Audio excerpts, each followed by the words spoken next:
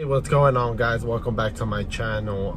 So today I'm able to show you guys a little bit more different things that I usually can, because I ended up getting one, a small route, and then two, I got a bunch of apartments. So usually I get all houses, so it's it's not really much that I can explain, but with apartments, there's different things that's going on that you might run into, like some problems or issues. So I'll kind of go over what to do in that situation.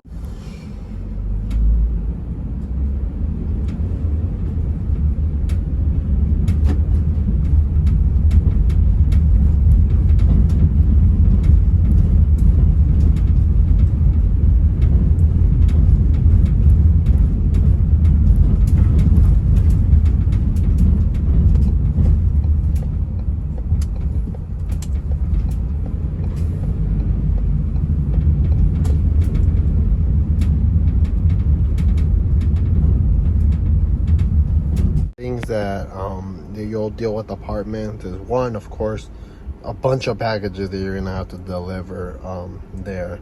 But another thing is like getting in the apartment complex. So sometimes you'll get lucky and like the doors will be open, so you don't have to worry about that. But sometimes you'll need like a code. Now if you see this key right here, that is actually going to be the code for you to get in that the customers put for us. So if you click on that, a bunch of codes are going to pop up. So for example, there's different codes here. If for whatever reason one doesn't work, you can try another one.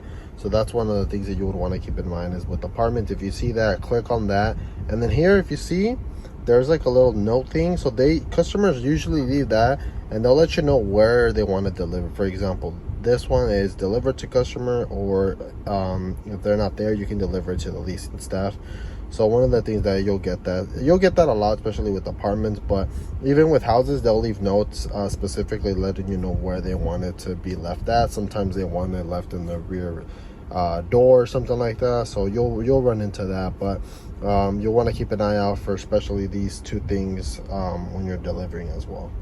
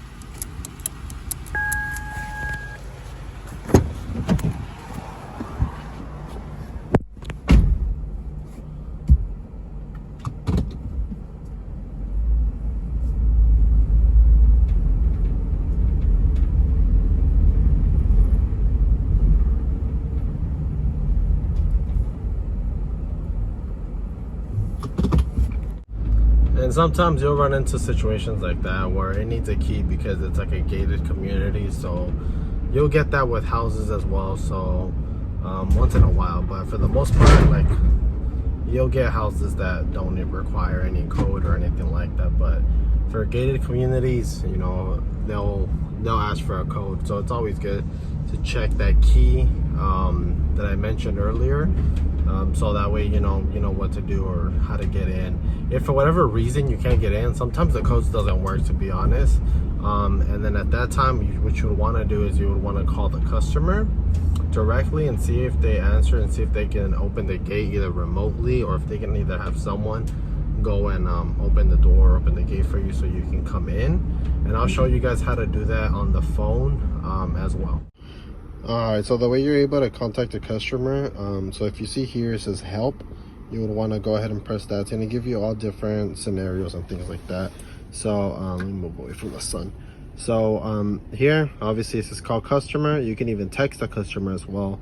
Call support, that's basically when you're having issues with packages or something like that. You're not able to scan it, or if for whatever reason you try to take a picture of the package but it says that you're too far away, you would want to call support for that, and they'll be able to fix that.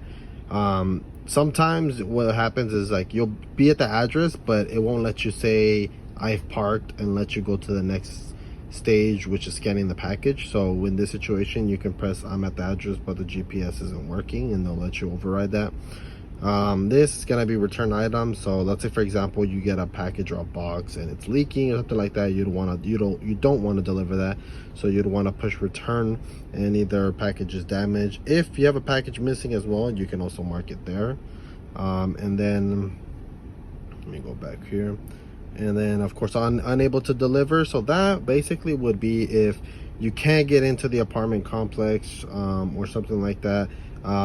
Security code access needed if they didn't put the codes in on that key little thing that I mentioned. If the customer requests a future delivery date, to be honest, I've never used this one. Nowhere safe to leave the package. So if you feel like it's somewhere kind of sketchy and you don't want to leave the package because someone might steal it, then you'd want to push that. I don't really use that one as well, because I try to hide the package as much as I can. Delivery is delayed due to bad weather. I never use that, to be honest, and you probably won't ever use that. Deliver will be too late. You won't use that either. Can't find address. Maybe you'll use it once in a while, once in a blue moon. In business closed, you'll probably use that a lot if you're working the weekend or something like that, and of course it's closed, or it's late and the business is already closed, so you want to use that as well. So all right guys, so pretty much I'm already done.